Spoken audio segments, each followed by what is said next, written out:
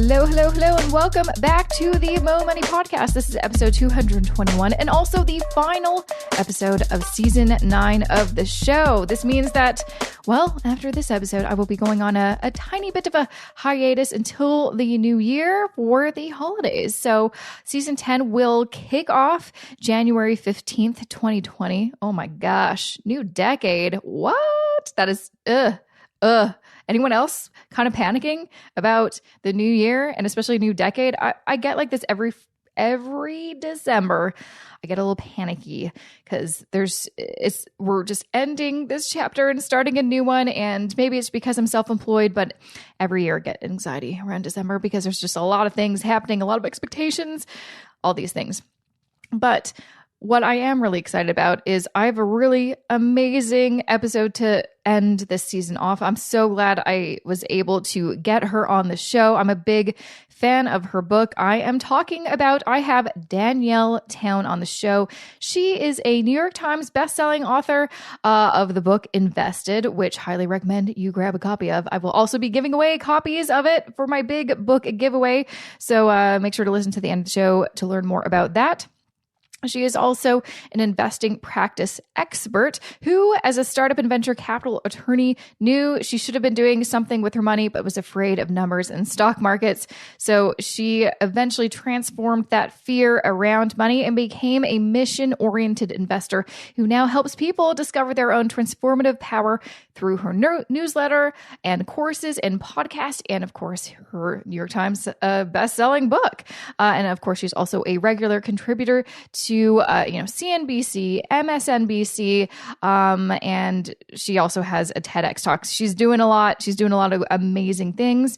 And in this episode, we are going to dive into the topic of value investing. So I have a lot of guests on this show. I mean, the show's been around for over 4 years, and we've talked about investing in lots of different forms. I've talked to a lot of variety of investing experts, and if you've been a long listener of the show, you will kind of find a trend.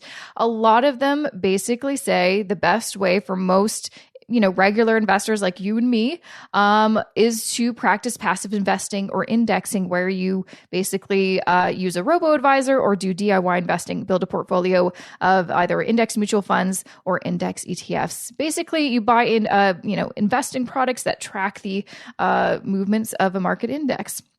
Slow and steady kind of wins the race, basically is kind of the point. If you want to learn more about that, I've got a ton of episodes about it. But there are so many other strategies out there. That is just kind of one of lately the most popular one, I would say, in the kind of investing world. But there's another one called value investing, which is made, kind of popular by Warren Buffett, one of the richest men in the world. And he was a big influence on Danielle and also her father, who is a New York Times bestselling author himself, Phil Town, and also a very knowledgeable investor himself. And so this book really dives deep into what is value investing and how do you get into it. Obviously, it is different than passive investing. It is considered active investing. And it's, you do have to put more effort and time into it because it is active. So we kind of talk a little bit more about that, but I think it's really interesting just to hear it from the perspective of someone who didn't always have this financial background or didn't have this investing confidence. She was kind of like me, kind of like probably you maybe, who had no idea what investing really meant. And she overcame that, and now she's teaching other people how to do it. So I think it's really exciting, and it's definitely, I think, a great way to end this season off because it's, kind of inspirational. If she can do it, literally anyone can. And that's kind of the whole point of this podcast. No matter what topic I'm talking about in regards to personal finance, anyone can learn this stuff. So before I get to that interview with Danielle, I just have a few words about this episode's sponsor, and then we're going to get right into it. With a possible recession looming in Canada, small business survival rates are more important than ever. By putting the power of AI into the hands of its customers, QuickBooks is a smarter way to do business because they help to connect small businesses and accounting professionals with the technology and ecosystem needed to succeed in today's digitally driven business landscape. And the QuickBooks platform is now smarter than ever, with new features coming like Cash Flow Planner, which leverages the power of AI to enable small businesses to predict their daily cash flow over the next 90 days, which was announced at this year's QuickBooks Connect Toronto event. If you're looking for a better way to do your small business accounting, try out QuickBooks yourself with their free 30-day trial by visiting quickbooks.ca. Once again, that's quickbooks.ca. Thank you, Danielle, for joining me on the Mo Money podcast. Oh, thanks so much for having me. I'm thrilled to be here. I'm thrilled to have you. I devoured your book. I thought it was very interesting. As I mentioned before I hit the record button, I've, done a lot of episodes, had a lot of people talking about investing on the show, but I haven't really had anyone on the show to talk specifically about the investing strategy, value investing. I don't know why. Maybe it's my own confirmation bias. I keep on having guests on this show talking about passive investing, right? I'll tell you why. It's because it's a lot easier to tell people just to go do passive investing. It's a lot easier to say, and it's a lot easier to hear too, I think, for people to hear, oh, I can just go buy an index, which means it tracks a whole bunch of stocks all at the same time, and you only have to buy one thing, and you don't have to really think about what you're buying too much. It's easier to tell people to do that, and it's easier to do that. So the advice, and frankly, Warren Buffett, the godfather of value investing, tells people to go buy an index. He does not recommend that you buy stocks yourself. And the reason for that is, in my opinion, it's just a complete shortcut. It's okay, if you're not going to spend the time to actually know what you own, then go be somebody who knows nothing and go do the easiest thing. And frankly, I love that advice. I'm all about it, guys. But I found out that if I owned stuff that I didn't understand, I immediately became super worried about what was going to happen with the market, what was going to happen with that particular index. And without understanding it, you just get scared. I mean, it's just up and down for no discernible reason. And that's not a good way to live. So I found that for me, for my own peace of mind, I have to understand what I own and why I own it. And as long as I do that, and it actually is not that much work, then it actually makes my life better. It becomes something that I call a practice. Like, I treat it as a practice in my life to study investing and to study companies. And it's become this way for me to have kind of a 4D view of the world, seeing this investing layer over everything else that has taught me about the world around me. It's taught me about my values. It's taught me about what I want to literally support with my money. And to me, that is a much better way to live than with your head in the sand, ignorantly buying something that you don't know why it's happening or what's happening. Yeah, no, that's definitely something that I kept on thinking about while reading your book was, value investing. It's all about buying something, that has good value, but also about your personal values, which has been a topic of conversation, I think, that keeps coming up in the personal finance world, which I think is great. Because like you said, a lot of us are investing. We may not really know what are in those index funds or ETFs. We may not know all the companies listed. We're just kind of following this one strategy, which is fine, but we should be paying more attention to who, we're voting with our dollars. Who are we supporting? And I think we need to pay way more attention to that. So that's definitely, while I was reading, I'm like, I really am excited to kind of try out, kind of the practice that you kind of laid out in your book. Because I think it's really interesting how you laid it out kind of so someone can kind of replicate it and kind of go through, the checklist that you've made and all that kind of stuff. I think it's a really interesting practice, even if someone doesn't want to become a value investor after. I think it's a great thing just to try out and get more familiar with it, because a lot of the things in value investing you can apply to other strategies of investing. It's just about becoming more knowledgeable about investing in the end. Exactly. It's so, as you said, my book goes step by step through the process that I went through of learning about investing, from knowing absolutely nothing and really wanting nothing to do with it, quite frankly, to then discovering that it was actually something that could add value to my life and where I could put my money into companies and ideas and goals that I really support and want to have my money supporting. and then the step-by-step to finding really good companies and when to invest in them. And so somebody who reads the book can follow that process quite easily. And by the end of the book, you will know what to do. But it's also just a fun read. I really wanted to write a book that was fun, that made investing sound interesting, because it is. And so many investing books are so boring, and I just can't stand to read them. And I've had so many people I've met say to me like, oh, I have your book on my list, but I just don't really feel like reading an investing book. I'm like, I get it, but I wrote this book to be completely different from any other investing book. So the idea is that you should have a good time reading it and enjoy it. And then if you whether you start to use the principles or not, I think what you said is exactly right, Jessica.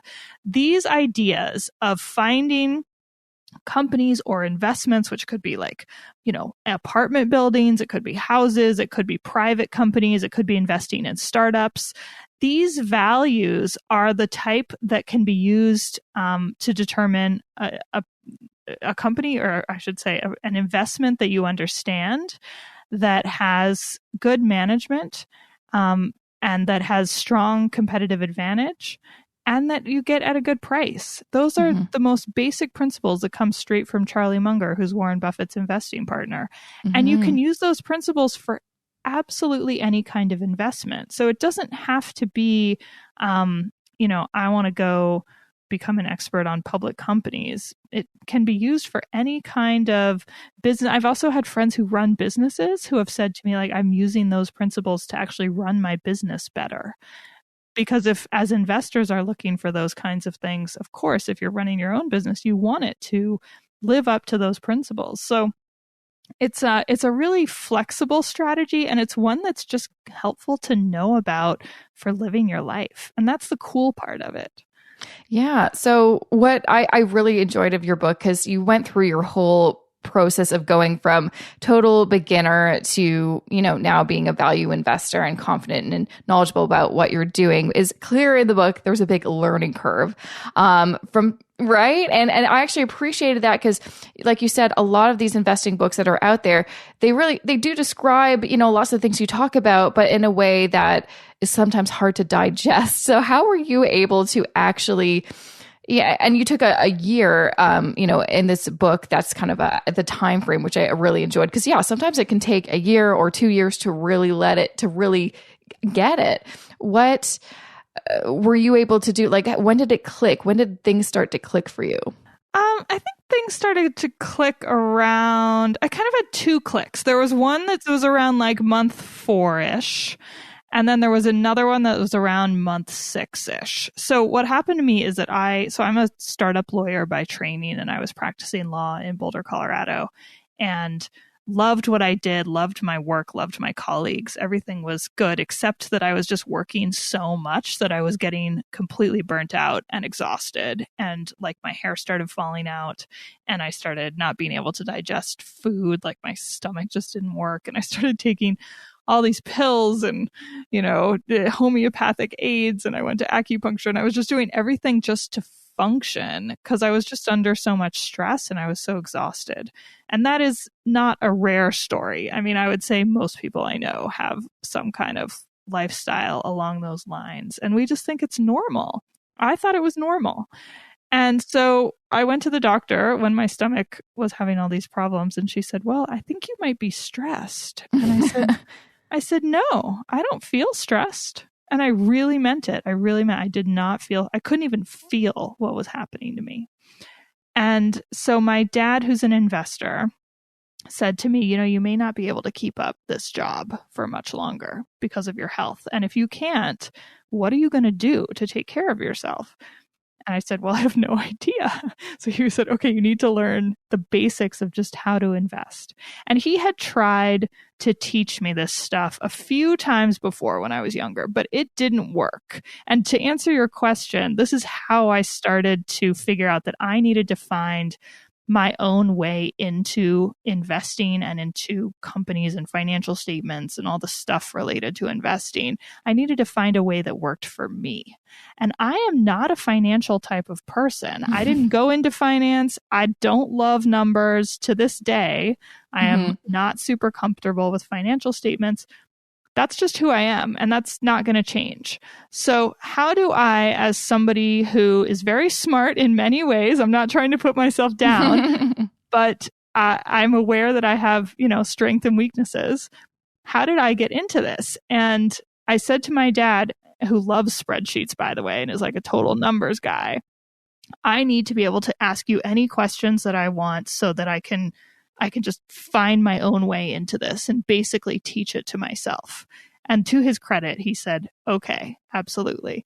And then we started a podcast together so that we would actually have to talk to each other about it, which worked very well.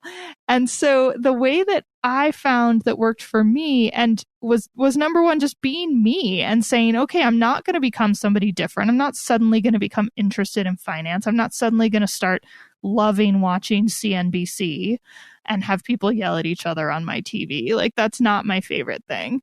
And yet, I love companies. I love entrepreneurs. I love exciting new products and services and people who are trying to change the world. That was my world, and I love that kind of stuff. So how do I take that interest and turn it into an interest in public company investing, or really any kind of investing? And I realized that I can learn the numbers stuff. That, like, I'm smart enough. We can all do it. I promise. We can learn that stuff. It's just a matter of sitting down like math class and teaching it to yourself. But the rest of it, we like non-numbers, we non-finance people, I call us like normal people. We actually have skills that the financial people don't have. And we don't know it because they run this side of the world. And we are generally told we're not good enough and we're not smart enough and we need to just pay them money or go buy an index fund because we're not going to be able to do it. That is not true. We have skills around finding great people, around finding managers that are really doing a good job with companies. We have skills around finding companies with wonderful values, with missions and purposes that are doing things that I really want to support with my money. Literally, my money, when I invest in a company, when I buy stock in a company, my money literally is supporting what they're doing. So how can I ethically put my money into something that I think is doing bad stuff in the world? I can't. And if I own an index, then it probably is supporting companies that I don't actually want to support. So with these sort of sides, these sort of softer skills, and then also the skill of starting from zero and learning how to invest all the way to the point of becoming really competent at it, is an experience that most experts don't have, which sounds weird, but it's true because they come into it from sort of a higher level than we do. So they skip all the parts where it's scary and it's like up and down and you don't want to be involved with it because they're like excited by that stuff. They love the game and the up and down, and I can't stand it. So for us, we actually are able to process the fear and the greed that you naturally go through as an investor by learning it step by step. And that is a massive advantage over these people who have maybe never experienced a loss. And then when they do, they go nuts and they freak out and, people do terrible things to themselves. So we have so many advantages just actually by not being naturally drawn to this practice that gives us the ability to really work through those challenges and do better in the long run. Yeah. Yeah, I know. I think that's one thing that I always find very interesting in lots of the investing books out there. They never really talk about the emotion of it all, but investing is very emotional. And that is a big reason why so many people don't get started. I talk to, normal people all the time. I'm a normal average person. I kind of think, I don't come from a business or, financial background. I do this now, but that's not where I came from. I went to art school. So I feel you, Yeah, totally. I studied religion.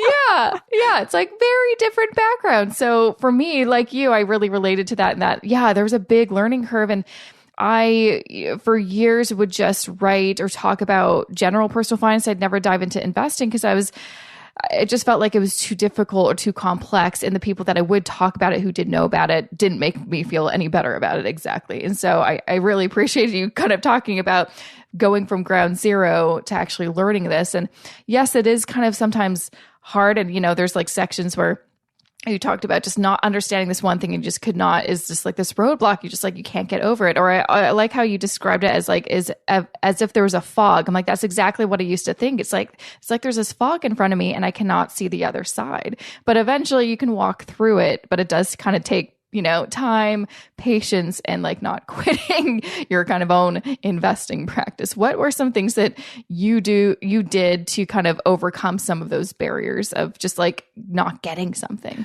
Well, so there were a couple points, as you said earlier, there were a couple points that were really turning points. And the first one was just getting into it at all. And that's where information helped me. So I found out that inflation is steadily destroying the value of my savings, because I had thought, well, I'll just save money and I'll be, that'll be fine and I'll sort of figure it out later, because retirement felt very far away to me. And so I thought that was honestly like the smartest thing to do. I was kind of a genius. I just hide my money under my mattress and move on. And then I found out that inflation actually lowers the buying power of our money steadily over time. As long as there's inflation, and we've been in very low inflation for quite a few years now, but on average, it's about 3%. So every year, that means that with me doing nothing wrong, the value of my money is going down by about 3% for me doing nothing wrong. And I had no idea that was happening. It was like they didn't teach that to me in 5th grade for some reason. So when I found that out, that basically I have to invest just to make 3% a year just to stay even, that is what got me into this. And then I found out that the power of compounding makes it such that the earlier you start, the more money you make in an exponential kind of way. So there's really no time to lose. Another thing that got me through a hard time is really, as I mentioned earlier, paying attention to my emotions. So I was learning, I looked for missions with my companies. That made me really excited about it. And as I moved forward and I was kind of like, all right, I was like looking at companies. I found companies that I loved that had great missions. At the time, for me, that was Whole Foods, because I shopped there and spent a ton of money at Whole Paycheck, and found out that they were public and found out that I could buy them and fell in love with them. So that was really exciting. But I still, like, to be totally honest, felt not 100% connected to this practice. It still felt something like, okay, this is sort of a financy thing that I'm doing. And I actually sat down and really, like, literally sat at my dining room table and thought, what is going on inside of me with this? And I realized that I had this block because my dad was teaching me. And my dad is somebody, obviously, who handled the money as I grew up. My parents got divorced when I was about 11, and my dad left, basically, and he essentially took the money with him. Like, our lifestyle changed dramatically.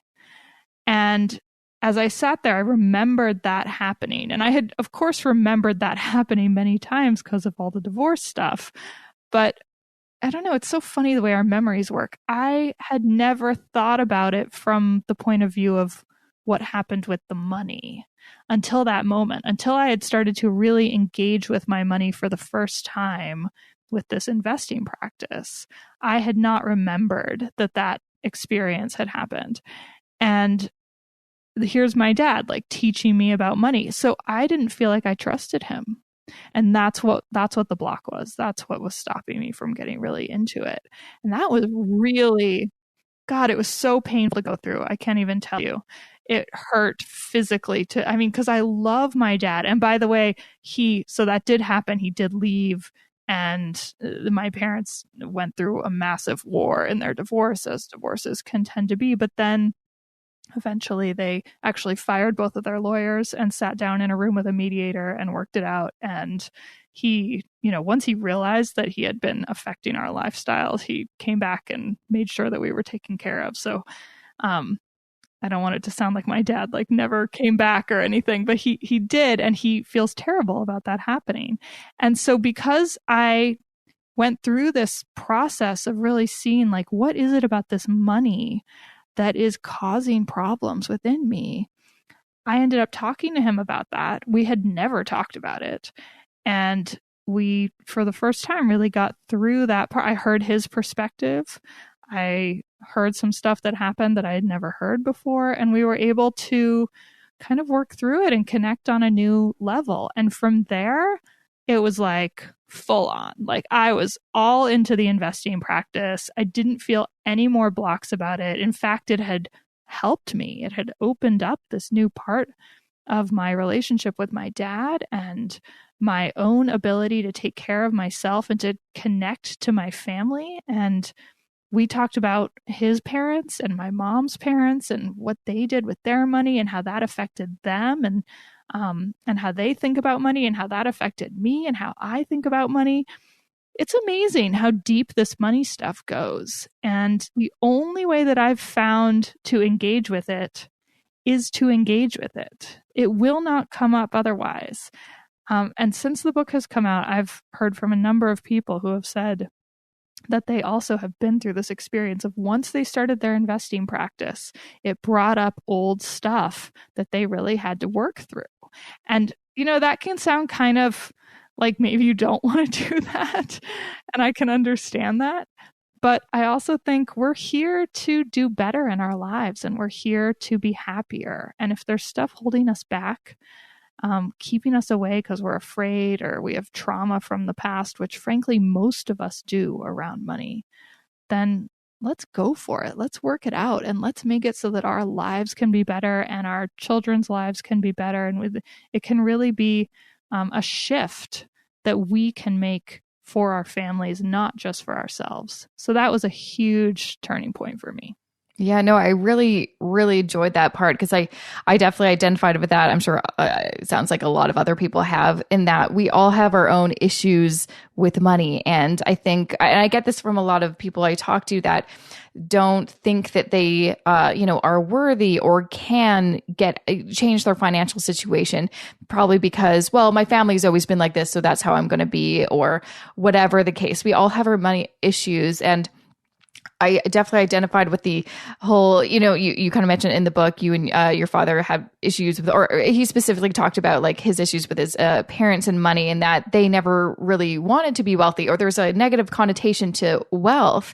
And that is obviously a huge roadblock in building wealth through investing. And I think a lot of people that come from maybe, grew up lower income or middle income have issues like that. I used to definitely think of that. I mean, yeah, I grew up pretty frugally. And so the idea of having more money as an adult is a nice idea, but actually putting that into practice, that's actually a hard thing to kind of digest, because you're like, do I deserve it? What does this mean? Will I not relate to people in my community anymore? All that kind of stuff. And it doesn't feel real. It feels like something other people do, not something that you do, because we've never seen it. We've never been around people like that. They sort of seem like other people, or maybe they even seem like bad people you don't want to be like. And that stuff can really, in a deep way that you don't even recognize, can hold you back. And that's not good. Like, we are the people who should be stepping up, and money equals power, right? So we need to have the power. When I say we, I mean like younger people. I'm going to specifically say women. We need to step up and take our power, because nobody's going to give it to us. And this is a way that we can do it from home, on our own, using our own skills and interests. And it's an extraordinarily empowering thing to do.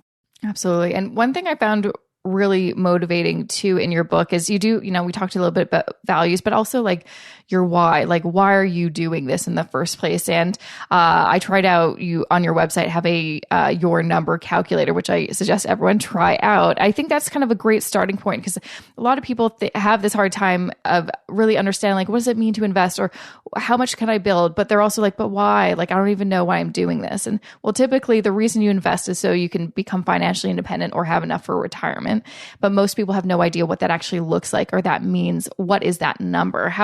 I know that was kind of a big part of the book, figuring out your number. Do you want to kind of talk a little bit about how you were able to kind of determine that? Because I know for you, it was specifically so you could kind of retire early or maybe not work as much for your health reasons. Yeah. So I was trying to figure out how much I needed so I could retire early. And I will tell you, the numbers are sobering. It's scary when you start to look at it. I think I'm going to forget now because I will tell you, I don't remember numbers, and that's just maybe it's a failing of mine, but I actually kind of think it's a benefit because I don't get sucked into all these numbery things that financial people do, which I've really noticed in the last few years. It's been a very interesting observation for me. So other people seem to know like exactly how much they've made or lost. And I'm like, I don't really have a clue. So I'm not attached to it as much. So I don't really have a clue how much I need for full on retirement. But I do remember, I think it was around like 5 million is what I needed to have in the bank to have, I think 150,000 a year, something like that. That's a lot of money. It's a lot of money. Like that doesn't sound like real money, you know? It doesn't sound like real money. That's true. And then if you want to, you can start to build out how you get there. And if you look at how much you can make investing and what this strategy can do, if you do it right, it can get you 15% a year. That's the goal, 15% a year. There are value investors who have made 20%, 25%, 30%, but that's like, a lot. Typically the market will return 5 to 7%. The market has been going nuts in the last few years, so it's been returning way more than that.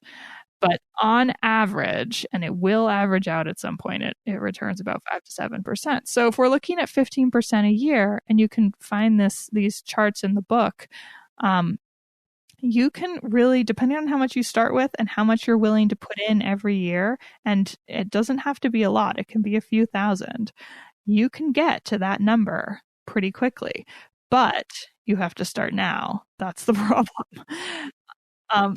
And also, even if you don't have, let's say, any money to invest with right now, let's say you have student loans or you're trying to buy a house, like these are real things that happen to us and that are equally important.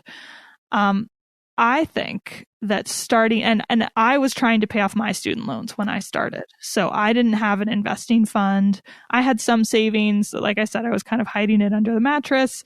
And that was kind of my emergency fund. But I had never really thought about investing. So I didn't have any sort of money put aside for retirement or investing in any particular way. It just seemed very like imaginary to me. And so I was trying to pay off my student loans, and I just decided, okay, I actually need to think about this first of all. And I need to, for me, I needed to pay off my loans first because that was just a big emotional block for me. I felt like I couldn't go forward. And different people have different ways of handling debt like that. And some people do both. And that's, I think, probably a very good recommendation to pay down your debt with maybe half your savings and then keep the other side for the investing. Other people need to just go full on, pay off the loans and then move on, and still others just hold the loans. So, you have to think about what's right for you. And I'm sure you give advice about this, Jessica, much better than I do because I'm not a personal finance expert. But I just paid off my loans and then went straight to investing. And the way that I did that actually was I took a huge leap, was I sold my house.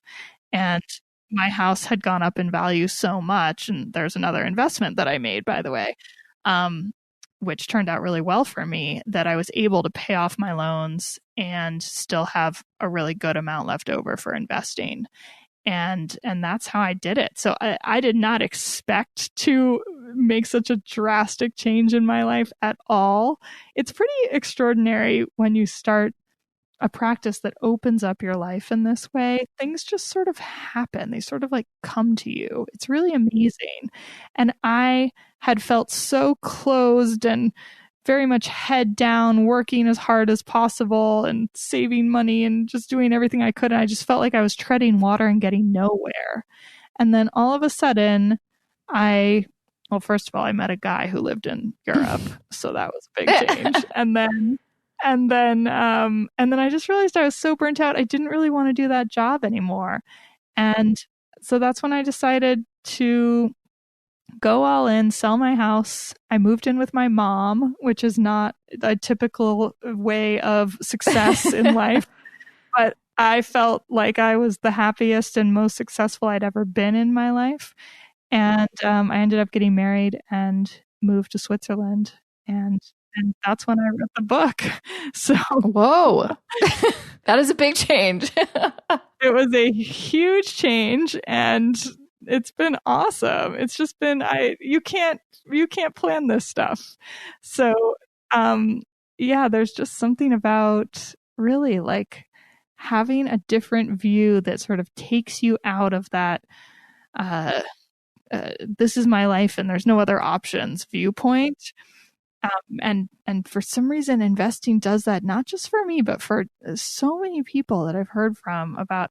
They start to look at companies and they start to see the opportunities around them, and it leads them to a different job, or, it leads them to want to take more time with their kids, and they're able to do that because now they have dividend income or something. There's just all sorts of stories. And it's really amazing the way the universe supports you.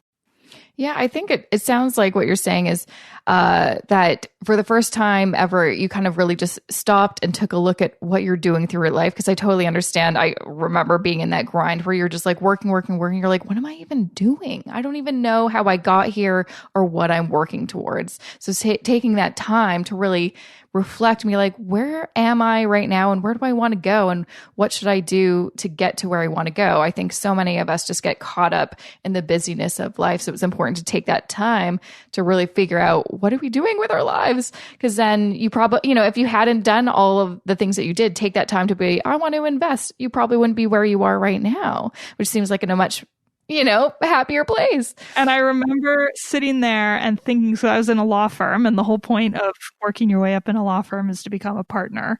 And I remember sitting there thinking about the partners in my firm, and did I want to have their lives? Because otherwise, what's the point of all this work and dedication? And I realized, God, they don't seem really that happy. And I'm not sure I actually wanted that. And they're wonderful people, and I hope that they're very happy. But I didn't see it that much, and I just thought, God, what am I doing? I got to get out of this. Mm-hmm. Yeah, and it sounds like also another important thing is. And I felt like this too, and I think it's very relatable too, is that you, for the kind of first time, were finally taking responsibility for your current financial situation and also any kind of future decisions, which I think is another big thing that I see with a lot of people. They kind of let things happen to them instead of take ownership of them so they can kind of move forward with some, actually take control. Because it sounds like your life right now is because you were taking responsibility and took control of your life. That is such a beautiful insight. And I've actually never thought about it like that, but I'm glad that you said that. You're exactly right. Such a smart thing. Yeah, you're right. I completely went from being passive and felt like a victim all the time to, and not with my work necessarily, but yeah, with the money coming in and what was going to happen in the future, did not have control. And now I do. Absolutely. And I think it's not just about the mindset of taking control. It's about actually having the skills and the knowledge to be able to confidently and, intelligently, so that you won't screw up your future, take that control. I think that makes a huge, huge difference to the way that you feel about yourself, and how much power you have over your own life. Yeah, absolutely. Yeah. I mean, that's the main reason I think I got into personal finances, because I realized it was a way to take control of your life when you feel like you don't have much control. So you have so many great resources on your website, but I also noticed that you have an online course that's closed now. I'm assuming it'll open up again. Do you want to kind of speak to what that is? Because I feel like if someone really gets into your book, they'll want more. Yeah, the course is so exciting. It just came out, and yes, we're running it for the first time right now. So it's closed now, but it will be reopened in the future, and you can go and sign up for the waiting list there. It's about pretty much everything we've just been talking about. So it's about how to develop your own ability to have an investing practice, starting from zero, absolute zero, to developing what to look at, when to do it during the day, what's your investing space, what kind of items do you have around you to remind yourself why you're doing this and to help you do it.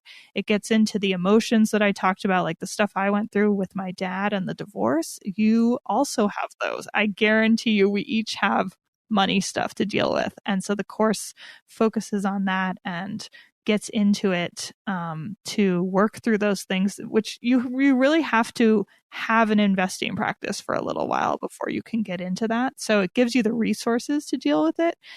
And then to look at where you're going in the future and why you're doing this investing thing, because it does tend to take time from other things. We're all super busy. How do you find time to add yet another thing into your life? And treating it, in real life, like a real thing that takes time, and how to handle it. We just had a live call the other day with everybody in the course, and they said, we're getting some comments and questions from people, partners, people in our lives, friends, parents, about this investing thing with like, not in the nicest way, like kind of like, what the heck are you doing? And I was this sounds bad, but I was so thrilled to hear that because that's what happened to me. I got all kinds of pushback from people.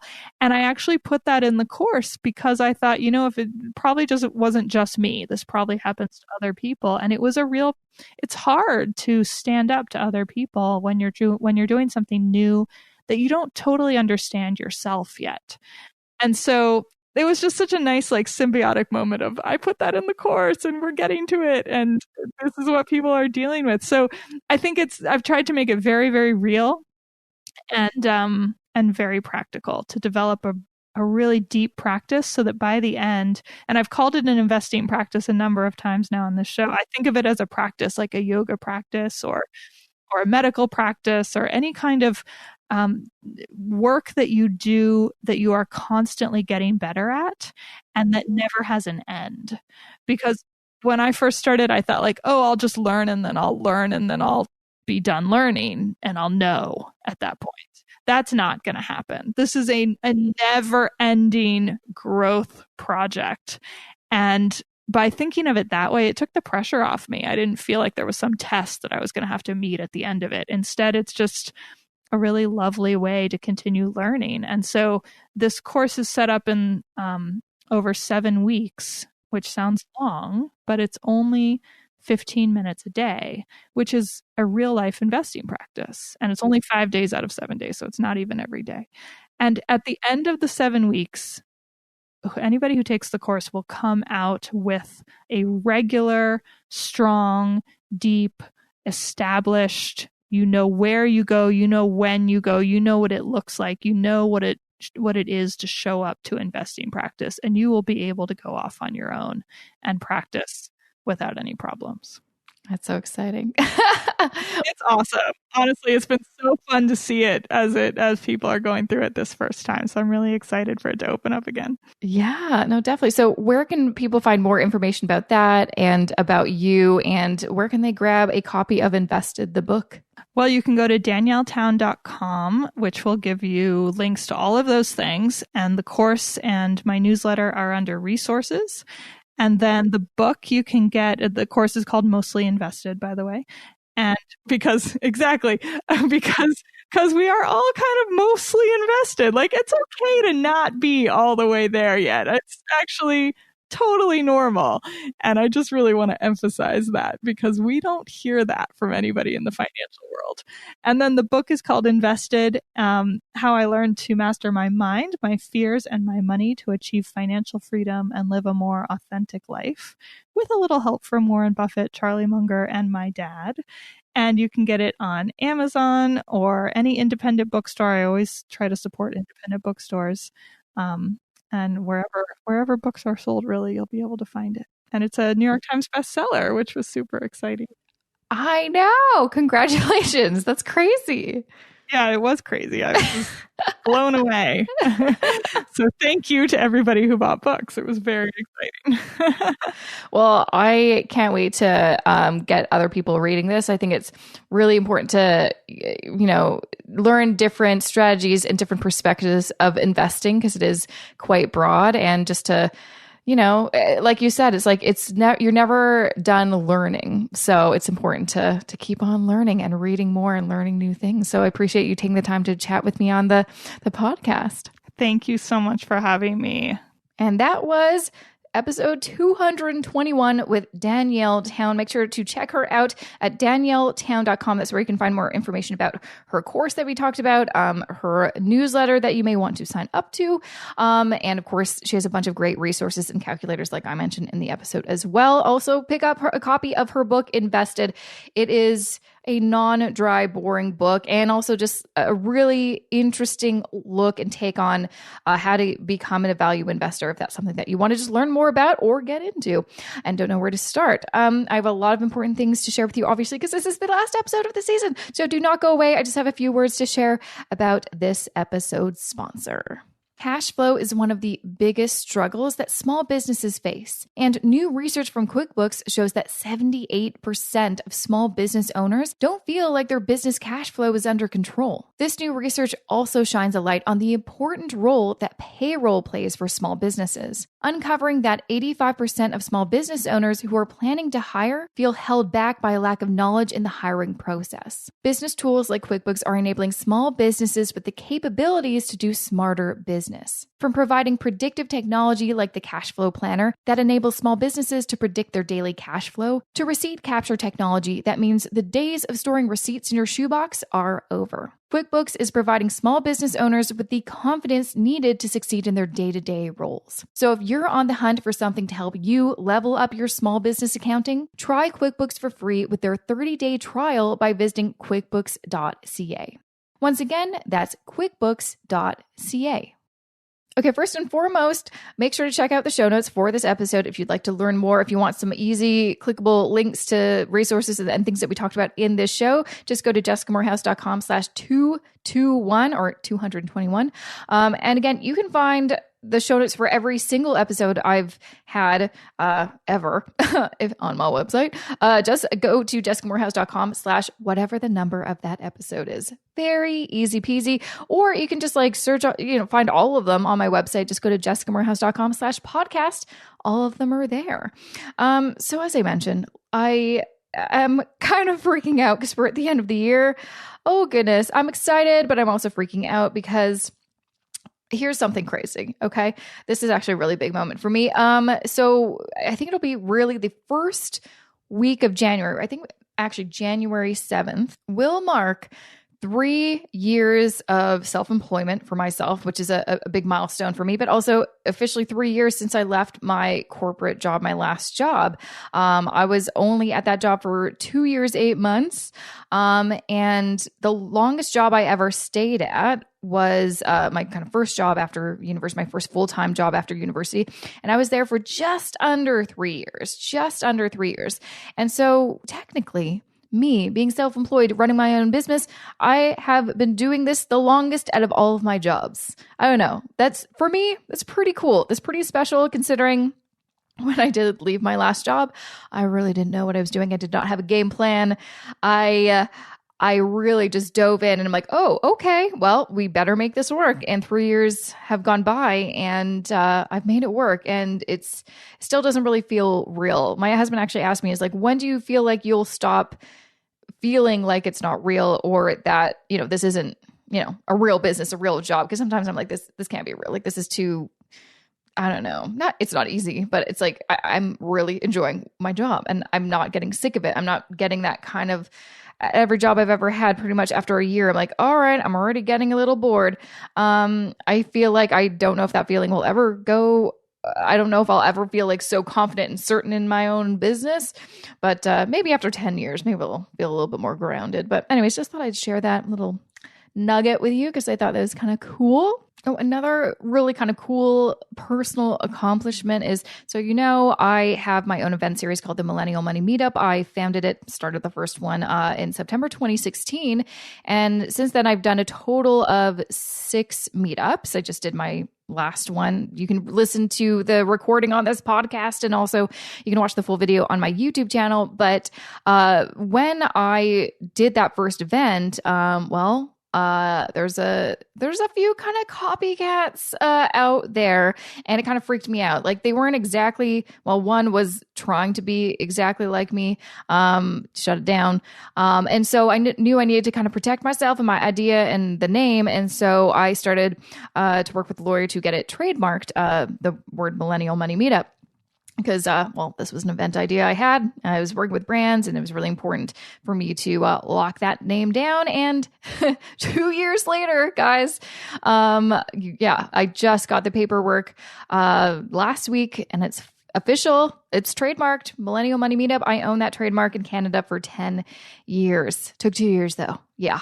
And, some money, because I had to work with a lawyer to do it. So that was kind of cool to have that, it's like official, like that's real. It's pretty cool. Another kind of, just to share some of my accomplishments, probably to make me feel a little less anxious about moving into the new year and starting with a fresh blank slate, so to speak.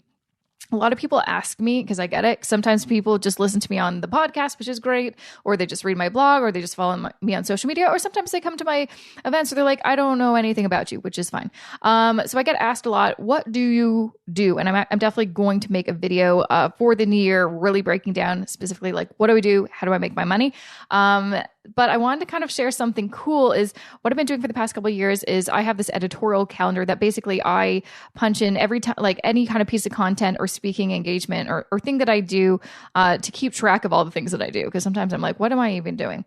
And so this year, I want to kind of share that I've put out 20 blog posts, not a lot, but again, I write all of the things on my blog. I don't hire out any of that work. So 20 is not bad. I have put out 41 podcast episodes. I've put out 20 videos. I've held 2 events, like organized and hosted 2 events. I've also hosted 2 webinars. I've done 1 Facebook Live, and I've done 23 speaking engagements. And to top it all off, I have been mentioned in the media or featured in the media 48 times this year. Not bad. My goal was to get 52, which is like 1 a week, but what can you do? Can't win them all. So that is what, in general, I do. I'm sure there's probably some more stuff. Oh yeah, I did do a lot of little freelance writing here and there. Not a ton, but a little bit. But I didn't really include that because it was only like 2 or 3 articles. But yeah, so that's what I did all year. All of those things, which is a total of apparently 109 pieces of like content that I have personally created, not including those media mentions. So yeah. Weird. That's so weird to see it in numbers, but helpful for me in my brain to be like, what did I actually do this year? Because sometimes, do you ever feel like you're like, I don't feel like I did anything? I guarantee if you tracked things, you would actually have the proof that you did quite a bit, which brings me to this final tease. Since we are, closing out this year, we're going to start a new one. I have been secretly, and I think I did tease this on, maybe it was the last week's episode or the previous week's, I can't remember. I'm working on something very exciting that I'm going to launch, not the first week. Well, yeah, I'm going to, I guess, launch it the first week. Like you can sign up for it the first week of January, but it won't start the first week of January. I know this may not make sense, but it will when it's launched. Basically, I have had this really cool idea, probably all the way back since my Rich and Fit days. Do you remember those? Maybe not. Maybe that's, I don't want to really bring that up because Rich and Fit is no longer a thing. But anyways, I have always wanted to do a masterclass, may be the right term. I'm not sure. I have to figure out what the right terminology is, but basically it is going to be something that if you want to start this new year off the right way, set some goals, get your financial act together, I'm going to have something for you. And I'm very excited. I'm very, very excited. It is going to be live. It is not going to be something that's on demand like my investing course, though my investing course is great. Make sure to check it out. But, and also plug, is called Investing Foundations for Canadians. So if you want to learn more about investing foundations, I've got a course that goes through everything for us Canadians. So check that out on my website or go to jessicamorehouse.com/investing foundations. But anyways, I am going to be launching something that will basically it's kind of like masterclass, group coaching, whatever. It's going to be live. It is going to be really exciting. It is going to be that thing that I think a lot of people have been talking to me about, which I wish you had something to help me get my act together, but maybe they aren't looking for one-on-one financial counseling. And quite honestly, at this moment, I'm not taking on any new financial counseling clients because as much as I love it, I don't have the capacity to take on that many clients per year. I just don't. It's a lot of time. And I don't have a lot of time. So this, I feel like, is going to be a very exciting project, and thing for so many of you to take advantage of, and kick off the new year the right way and see some massive results and transformation. Because that's all I'm going to share right now because I'm building it right now. I don't want to tease too much. To find out when it is launched, because I will officially launch it in the new year. Make sure to follow me on Twitter or Instagram. Again, the links are on my website, jessicamorehouse.com. Get onto my email list is probably the best way to really get into the know. Just go to jessicamorehouse.com/subscribe. But yeah, it's going to be really exciting. Also, I should mention that it's because I did kind of tease, it's not on demand.